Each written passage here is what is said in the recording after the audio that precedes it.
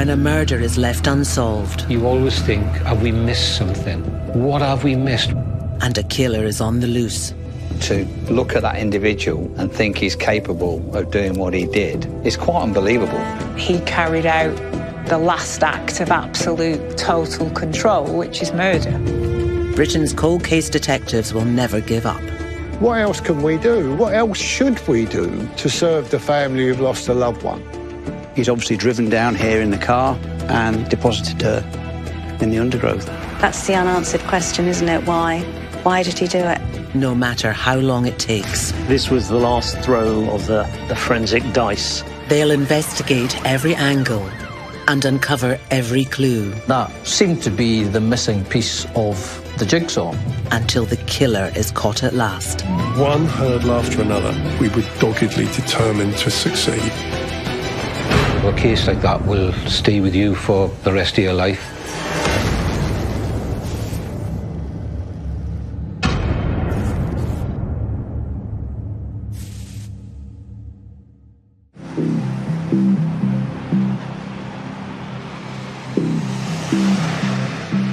Edmonton at that time was a multicultural area with a considerable population of Greek Cypriots, Turkish Cypriots, who lived in harmony. It was a busy, buzzy place. Being a police officer, work tends to drive you, and it gives you a big purpose, and it sucks you in. It really does suck you in. You go into work every day and you don't know what challenges are ahead of you, and that's not unique to London. It's actually quite eerie walking around here realising this is where Michael tragically lost his life. It's a mixture of emotions, really. I still think about Michael Menson. That doesn't have a time limit. That goes on forever. And why would somebody attack somebody in such a horrific way? They must have come here, seen him, decided to ridicule him, to steal from him, and then go away and in a cold-blooded way come back and give the man such a horrific death.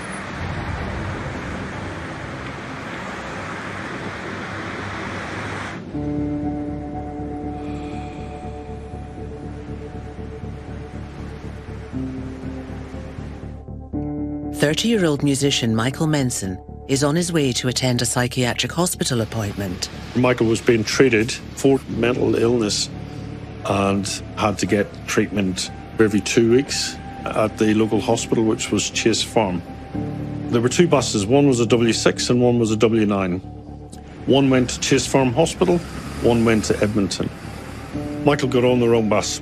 So instead of going to Chase Farm, he got on a bus that took him to Edmonton. He realised he was in the wrong place and he was lost. He was very, very confused now. He's got complex needs. He's in recovery. And when people are in recovery, they have planned out in their heads what they need to do and what they don't need to do. And really, it went wrong from there. Nobody deserved what happened next.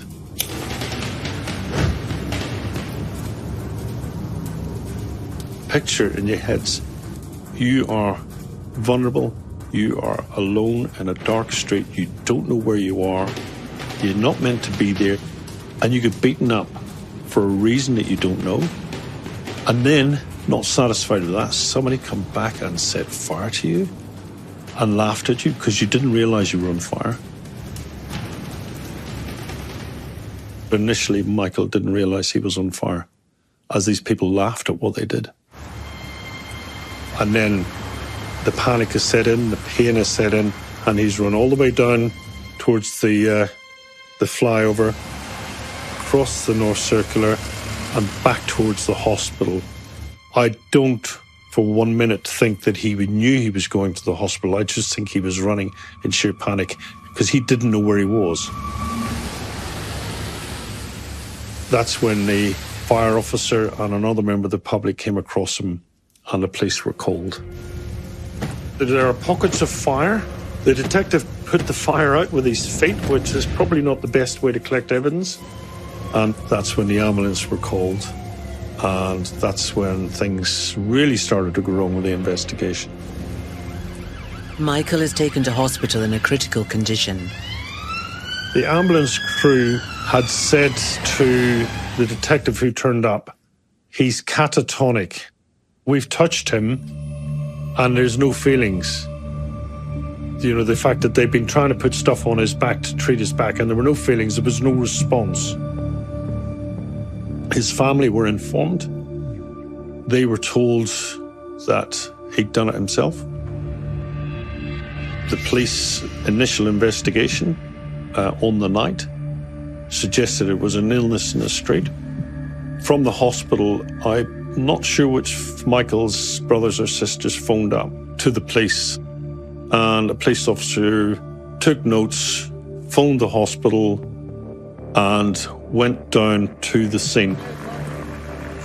In 1997, I was the courts correspondent of the London Evening Standard.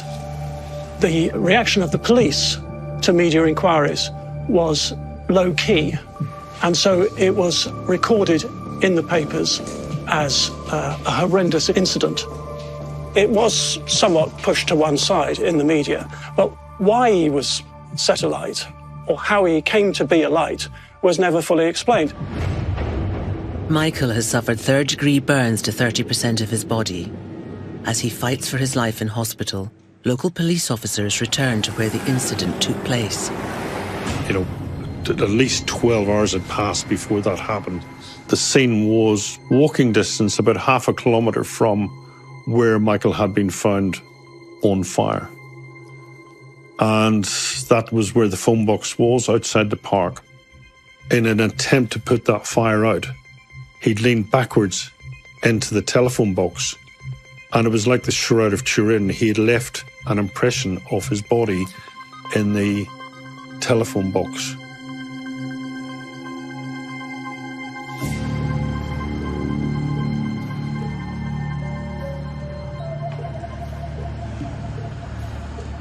Michael is heavily medicated, but in a stable condition and able to talk to his family.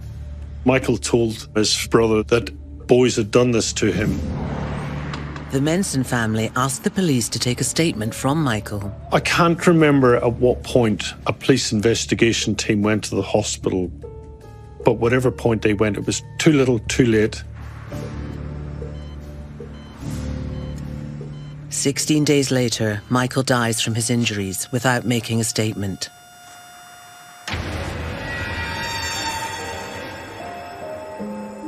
A post-mortem concludes that Michael's injuries were self-inflicted and return a finding of suicide. The impression that the family got from that was putting Michael in a box, that he was a psycho. The family pushed against the police to try and get them to listen, but nobody wanted to listen. We have to continue pushing for the right things to be done at the right times. We can't rest. Police are on the front line of the first response to mental health when it goes wrong. So we have a good concept of it, but we should have had a better concept of it at the level where Michael was approached at the hospital. We'd lost trust of the Menson family, justifiably so. They had no reason to trust us.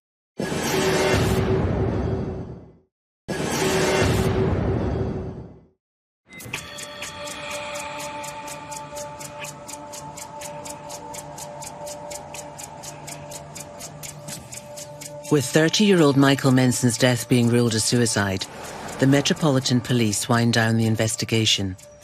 Michael's family are left fighting to have it reopened. The Menson family's campaign throughout the second half of 1997 and through 1998 did not register an iota, and that's a shameful situation. Not only could they get no response from the police at that time, they couldn't get any response even from the media.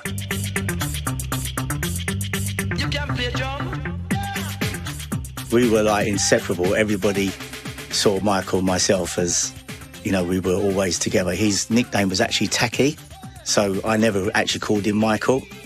We just shared a love of music. Well, it started out as dancing. We used to love dancing together. It was a real lads kind of relationship, to be fair. The hip-hop scene was really kind of like a different vibe. And I said to Michael, let's make a hip house record. We wasn't trying to make a hit record, we were just trying to make a record that could come out. I was 20, Michael Menson was 21. We were just out there just having fun and loving it that people loved our music.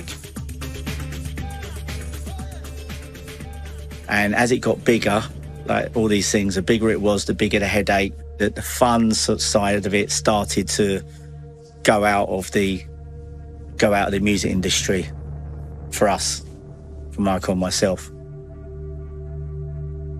And we were potentially too trusting, not just in each other, but in others to run our business for us. So Michael and myself just ended up literally bankrupt. One day, out of the blue, Michael turned up on my doorstep and he just looked like a ghost. It looked like somebody turned off the light and he was quite vacant. And I knew that he was ill. It was actually quite a scary moment because I could tell that he wasn't in a great way. It was upsetting for me to see him almost as a different person, where he would say that, you know, can't you see that person over the road? They're like secret agents. It was like really out there. It wouldn't have surprised me personally, if I'm being really honest, that he could have taken his own life because he was in such a bad way.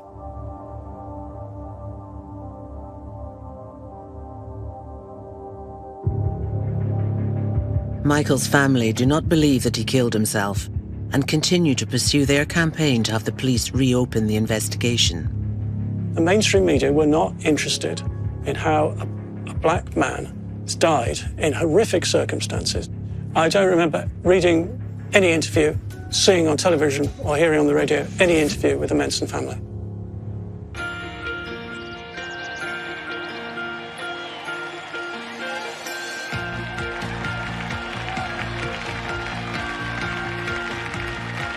There was a sense of a change, not just in the political but social climate of this country.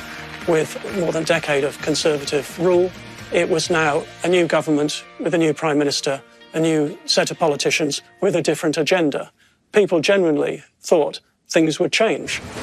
With a new Labour government in power, the Menson family take their campaign to the highest level and secure a meeting with the new Home Secretary. Jack Straw was visibly moved by what they were to tell him about not just this horrendous attack, not just the police indifference, but this whole suffering of the feeling that they were just being ignored and this sense of injustice. The meeting is a success and a second coroner's inquest is opened. The coroner would have heard evidence from Michael's family, what Michael had said to them in hospital before he died, that he was attacked and he did not commit suicide. A key part of the evidence was from a pathologist who had re-examined the post-mortem findings. And being an independent source, neither the family nor the police, this was crucial.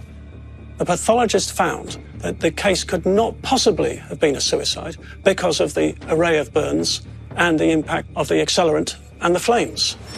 This completely destroyed the police's case that it could have been suicide.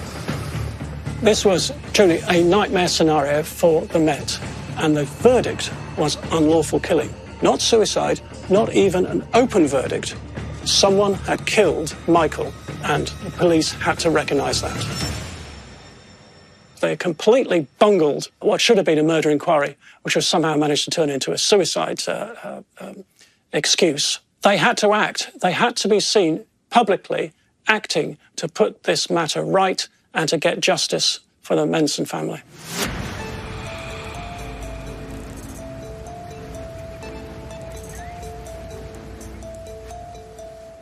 At that stage of my career, I was a young DI.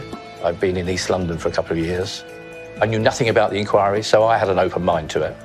I wasn't in any way connected to any of the officers, and I don't mean that disrespectfully. I didn't know anybody. I didn't know anything. So that's an ideal way of investigating it. So fresh eyes, fresh thoughts on how it can be reinvestigated. I think the Menson inquiry was politically charged because it came at a time quite quickly after the tragic death of Stephen Lawrence in Eltham in 1993. The Metropolitan Police was adjudged to have been institutionally racist in 1998 with the McPherson report. And so the organisation was trying to do as much as it could to learn the lessons of the tragic death of Stephen Lawrence and the subsequent inquiry. If we think about the anger and antipathy that was felt towards the police from the black community, it's really important to hold in mind that anger comes from a place of pain. This was a community that was hurting. This was a community that felt vulnerable. This is a community that was also struggling with the challenge of having to put their trust in an organisation that was institutionally racist and that they did not feel had their best interests at heart most of the time. Although a difficult inquiry, I was able to choose the officers I knew would be good, knew that were determined, and knew would relish the challenge. I got a phone call. I was working at a North London police station. I was late shift. I was the only person in an office the size of a football pitch. My phone rang. I got asked a lot of questions, and I put the phone down and I scratched my head and I thought, that was almost like an integrity test. So then, 10 minutes later, my phone rang again, said, we're putting together a unit to do something special, and do you want to be part of it? The challenge, I think, for this investigation was to balance the facts coldly as to what we had in terms of evidence or statements, engage with the original investigation team, because I think they would have felt concerned that somebody was looking into what they'd done. Because we needed them, because they knew much more than we did to start with. You couldn't help but notice in the news that the Michael Menson inquiry kept popping up in the news. And so I was aware of it. I was aware that it was in the area where I lived, approximately, but I didn't know anything about it. But the reality is that the whole world was focused on, why aren't the police doing something about this? And at that time, there wasn't any evidence. There wasn't any tangible evidence. So the first job for me was to give, I think, over 200 pages of statements, 200 statements to the team and say, go away. Come back in 2 weeks' time when you read them all and tell me what you think. I wanted them to have a critical examination of what we had. And if they came back and said, to be quite honest, I know the coroner said it's unlawful killing, but we are of the view that it's a suicide by a person who'd had severe mental health problems, so be it. Kevin from the offset, had a different style of leadership. Kevin's leadership was to work with his team, not bark at them. And, we're going back to the old policing ways where bosses were bosses and you do as I say. He did not give us his opinion on what he thought the position was and said, here are the documents. I'm giving you 10 days to read the documents, and he would come back at the end of it and listen to what we said. This murder was a cold case. We had a crime scene which was largely historic. Our job was to go back into the thoughts and processes of the first investigation, which concluded that Michael had committed suicide, and look to see what they may have missed and how could we find it. So we went to Edmonton Police Station. They'd got to the stage where they couldn't see the wood for the trees. I think they were relieved that it was taken off their hands. And we sat at Edmonton Police Station one day. The whole team sat. They went through their stuff. We asked them heaps of questions. And they could see from the questioning that a team who had nothing else to do, nothing else on their plate, could look at their work and pick something out that they'd missed. Hindsight's a wonderful thing.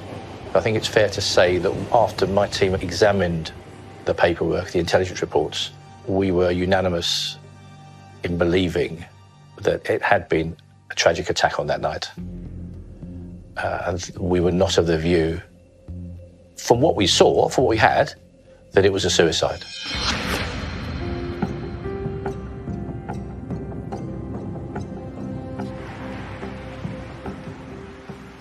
This is where it all started many years ago. There's Double Trouble, Michael Menson and myself. That was our recording studio called Noisegate.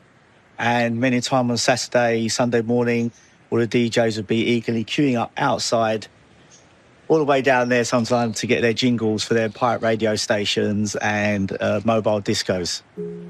Literally loved him like a brother. I think it was worse that Michael was murdered, and my initial feeling was that something that had happened to him because he was so ill, suffering, but that somebody could do that to such a nice, kind soul, and to a person generally. Forget about literally my best friend, Double Trouble, to the awesome twosome. It was really, really bad.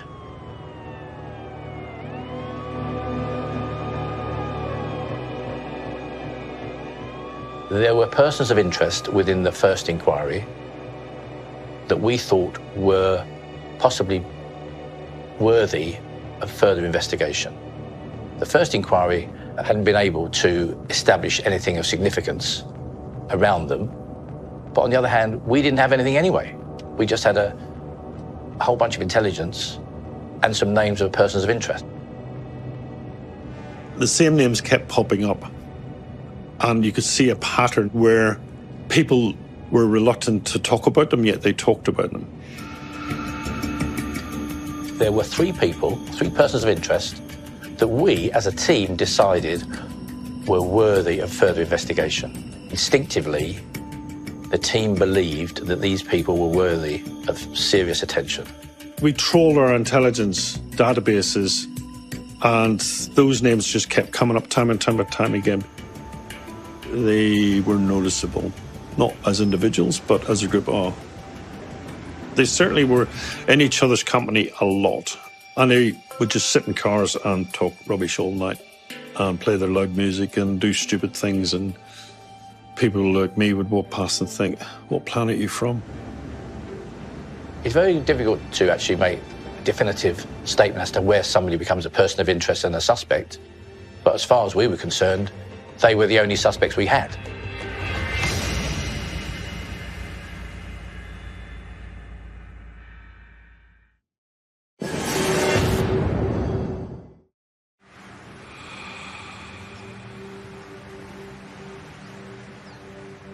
Kevin and his team have identified 3 local men as suspects in the murder of 30-year-old Michael Menson. Mario Pereira, Hussein Abdallah, and Harry Charalambos Constantinou. They were particularly unsavoury characters who lived quite sad lives, hanging around a small part of North London. They weren't organised criminals. You could typify these characters as people who were just engaged in low-level criminality, antisocial behaviour. What made it even more suspicious was the group of 4 that had initially been questioned. One of them had left the country soon after the attack. A guy called Ozgai Savat, who had gone to the Turkish Republic of Northern Cyprus a few weeks after the murder. And our suspicion was that he'd gone there to evade extradition should the inquiry lead to him in the future. Kevin's team focus on the 3 suspects they do have, whose regular hangout is a local petrol station. They'd pull up in a car, and even before they opened the door, the noise coming from their car with their big stereos and everything else was deafening. You couldn't feel but notice them. People who would have driven 5 miles away just to get petrol somewhere else rather than go in there. We knew they were a tight-knit group, but we knew we probably couldn't get close to them. But we were aware of people that were close to them. We had to find a way to get close to them. Intel would look at clues as to give us what's called lifestyle. What do these people do? Where do they go? What day do they sign on? And from that, we found that one of the main players had a flat on the A10 and that they would meet there at that flat. That was a meeting point. And from that intelligence, we knew we had a starting point, which was Harry's flat. The reality was we had to bug Harry's flat. Kevin requests permission to use covert surveillance, a tactic rarely used by the police.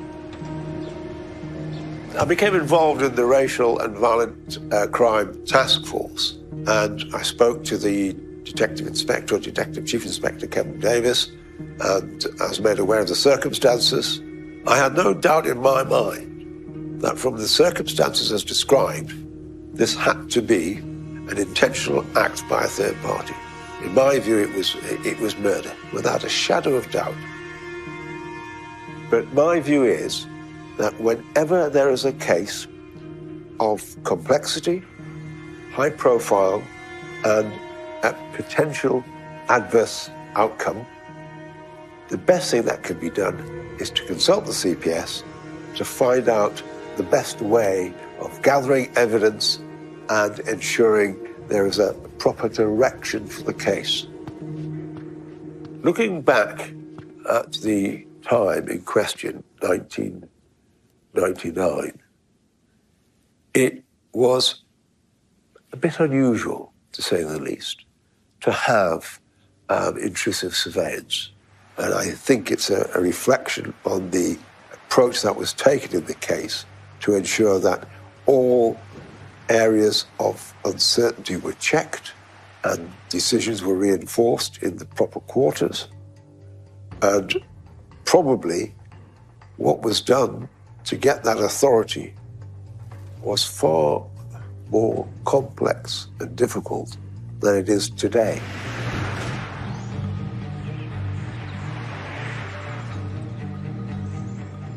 To confirm that the 3 suspects are involved in Michael's murder, the task force needs the men to incriminate themselves. I was blessed with the fact that, as an investigator, I could have all the resources I wanted. So if I wanted a surveillance team, I got a surveillance team. We knew that what we were doing was legal by bugging the flat. We knew that the methodology would be protected because it has to be for other investigations going forward. The bad guys don't need to know how it's done. The actual logistics of a hearing, their conversation with the technology that was in existence in 1999, meant it had to be within line of sight. And, you know, these technical people saying, this is why you can't do it. And I got off the phone and I said, right, this is what's going to happen. There will be a caravan in there and you'll kit it up and they won't even notice the caravan. So we put a caravan in a location not far from where the main flat of interest was. The task force begins listening to the 3 suspects around the clock. Mario Pereira was the low-level criminal, petty offences, not particularly bright, not particularly articulate. Charles Lambos, he was known as Harry the Terminator because he fancied himself as Arnold Schwarzenegger. And Hussein Abdullah, who was a man in his 50s, who was close to them. All we can hear is that, oh, did you see her today? She's nice, or he's got a nice shirt. You had to focus that conversation. It's no good having technical unless you've got a strategy. A letter seeking information about Michael's murder is sent to residents of the local community and to only one of the suspects. We've got the microphones running, and all of a sudden, he got a letter. I didn't get a letter. Why didn't you get a letter? It started to go, what do they know? Who did they speak to? And you'd go back to somebody that had been spoken to 2-3 times before by the original inquiry, and all of a sudden, because they didn't get a letter, or they did get a letter, they were worried. This letter had such impact. And they'd slip, and you'd get something out of it. That person would get interviewed again by our main players, because he would talk to somebody who would talk to somebody, and eventually they'd discuss, well, he told him about this. Does he know about that? So then we go to the next person, and we literally unsettle that. It's like having a ship and you messing about with the ballast. We really unsettled that ship. Kevin and his team exert further pressure on the suspects by creating a series of triggers. One of those triggers was the Crime Watch, the celebration of the 150th episode. That was widely trailed in the media. We trailed it in and around Edmonton and made sure that the suspects knew it was going to feature the Menson inquiry. Michael was able to tell us that he had been followed by 3 or 4 white youth and that he was attacked by these youth. And it was very powerful, but subliminally, we also wanted them to send a message to our subjects that the family weren't going to give up, and we weren't going to give up, and see if that stimulates any conversation. We are going to catch them because we're not going to stop until this is brought to closure. It's the first family in the history of Crime Watch to actively come on the show and to share their side of the story and their thoughts. And this was huge because what it did is that it brought the humanity back to this. It wasn't just a faceless black boy who had been set alight. This person had a name. This person had siblings. We found 2 very significant witnesses who declared they'd been told about the murders, but they were reluctant to put pen to paper in a statement until such time as we would guarantee that we were going to charge them. They did not want to be the catalyst for the charge. So we agreed with them, if we got our suspects charged, they would then sign their statements. People are frightened, especially of those who've committed murder, because they don't want to be the next victim. And it's something which I've come across over the years, that you have witnesses who don't want to come forward for whatever reason. They were so unsettled. It was a complete flap, a complete panic. And yeah, it was fantastic. And we knew from then on we were looking in the right direction. We were under a lot of pressure as well. You know, we were putting in minimum 12, many times 16 hours a day. We'd cracked the egg, we'd cracked it, we'd actually got them unsettled. You know, divide and conquer. So the more information we got from the product, the more we could go back to the people on the lower part of this pyramid of collectiveness, this egg that had just been broken, this ship that was about to fall over in the harbour. And the more pressure we put on people, then the more information we got. It fed itself.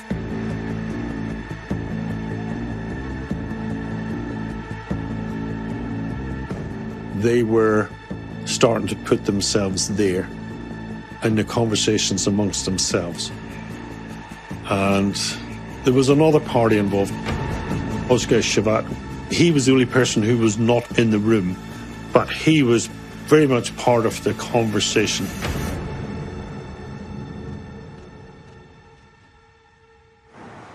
The 3 men also reveal in conversation details of a vehicle used by them at the time of Michael's murder.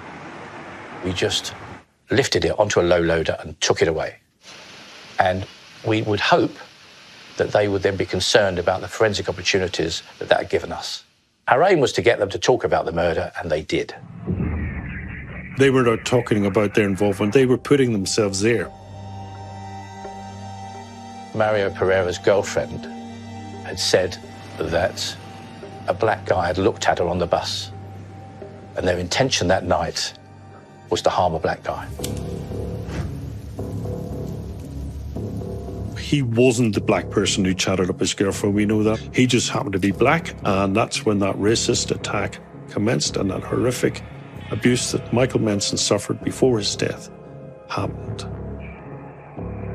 They'd beaten Michael up, and then they decided to go back to Pereira's house because he said he had petrol, and they came back and Michael was still there. And then they talked about pouring the petrol on him, setting fire to him, watching his jacket go up in flames, seeing him stand there thinking, why are they laughing at me, before realizing that he was on fire. The type of individual that can set someone on fire is someone that doesn't really have a regard for human life. It's a very dehumanizing experience, but it's also about making sure someone feels maximum pain. And that's a really sadistic element, because there may have been enjoyment on the part of the offenders to actively take this crime to another level.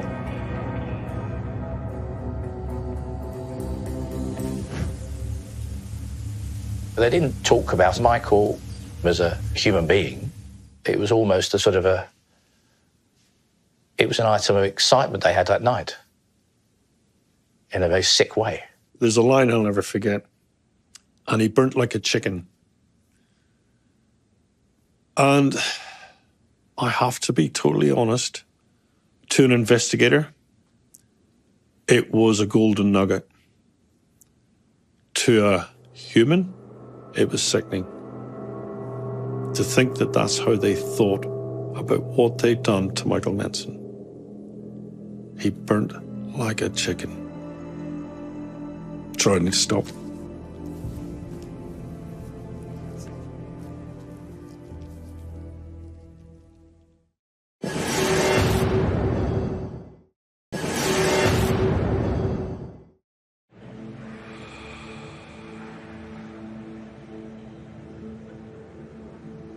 The covert surveillance undertaken by the task force has paid off.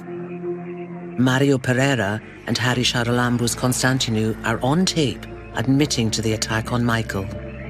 They were talking all the time and reaffirming their role in the murder. Hussein Abdullah was going along for the ride. He enjoyed the excitement of the trauma that these particular suspects were going through, and he was forever giving them advice. The suspects have also revealed that there was another man with them on the night of the attack, Oskar Savat. Although there was no extradition, we weren't going to give up. We thought there must be a way of getting Savat either back here, and we looked at some weird and wonderful options, or we thought there must be a way of, there must be a solution to this. There must be a solution. Although the bugging was successful and we obtained valuable audio evidence, we were always going to be open to the attack by the defence in a trial that we actually didn't know who was saying what. All the people on my team knew who said it, but how do we attribute that line to that person? We wanted video surveillance in there so that we could play this to a jury. If you have it on video, there's no getting away from that, and it's gold. It is absolutely gold. So we pushed for it. It was risky. My goodness, it was risky. It was a massive operation to get the video in. You can't just go into somebody's flat. It involved a lot of planning, and it involved making sure that Harry wasn't there. We had to let the local police commander know he was the only person in on the secret. We had to evacuate everybody from the flats. That was a major risk. With Harry out of the flat, hidden cameras are installed. They could not only hear what was going on, they could see what was going on. They could hear Harry coming back. They could hear him come into the house.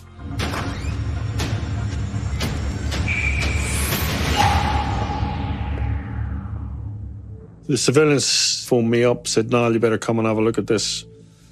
I whizzed down to the listening post. I watched that video several times before I phoned Kevin Davis and said, I think he's got the video. God knows how he did it, I just do not know. Because you couldn't see it, but he did. He stuck a screwdriver in it. Harry was on the phone telling everybody, "They're videoing us, the house is bugged." And they were, "Nah, Harry, you've just been paranoid. They've got nothing." Discovered it and destroyed it. And then for us, the game's up. You had the risk that suspects might do a runner, as they say, might abscond, get away. I have a clearest recollection of the issue of the drilling into the ceiling, and somebody spotted it. And they wanted to act very quickly, and they wanted to get the suspects before the court. My view was there was sufficient evidence upon which the defendants could be charged. On the 9th of March, Mario Pereira, Charalambous Constantinou and Hussein Abdullah were arrested and charged. Hussein Abdullah with perverting the course of justice, Mario Pereira and Constantinou with the murder of Michael Menson. Constantinou acknowledged the fact that he was there on the night and agreed that he'd robbed Michael initially, but he denied the fact he was involved with the murder. Pereira and Abdullah remained silent.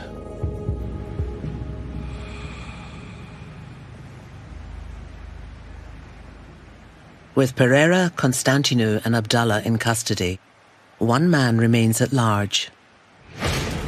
But what we didn't realise was that Northern Cyprus had the legislation to charge and prosecute somebody within Northern Cyprus of an offence anywhere in the world if the sentence was of 2 years imprisonment or more. And then I was out there, and then suddenly out of the blue, informed that, in fact, Ozgai Savat had been arrested and confessed. But he made a full and frank confession.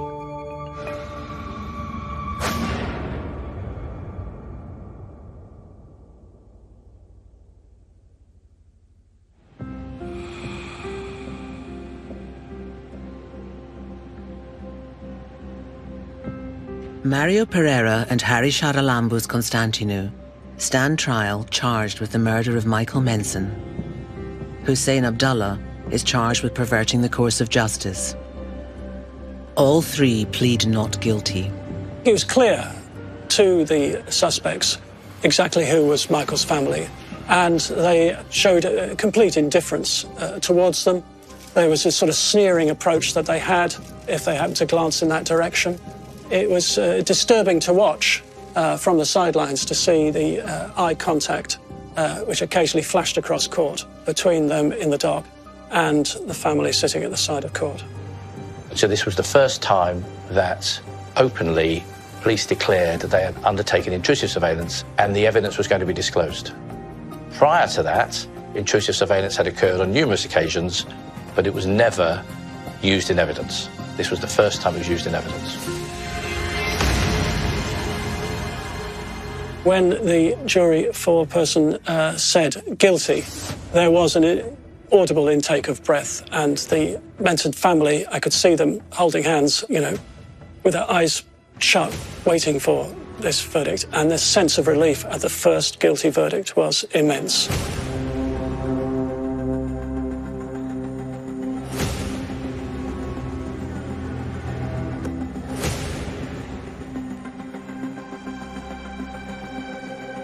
It can't be that a family like mine are left to battle for 3 years against insuperable odds and to continue to fight until we begin to be taken seriously. And I'm here in a different world. I've done what I can to be that agent for the Menson family to do what they couldn't do. They did so much, but they couldn't go and kick their doors down. They couldn't go and bug their flats. They relied on us. And they had to put their trust in us when trust had truly been blown out of the water. And to their credit, they did. It's hard to know what was in the minds of those responsible for Michael's death on the night. Was it a joke that went wrong, or was it sinister and sick? It's only for them to judge. It's only in their minds what they think it was about. I think it's fair to say that personally, and I know the team, ate, slept and breathed this. There were officers working 24/7 on this, but they believed that they could get a result. They believed in the family. They believed in what they were doing, and that was right. This kind of thing we all call mental health issues and so on is very in the open now, but back in the day, wasn't really spoken about in the same way. So he was kept it inside. I kept my things inside. So nobody's talking, nobody's communicating. Michael Menson had a special spirit, which he did. He was a special person. We shared hopes and dreams, and unfortunately 3 people shattered those dreams. Well,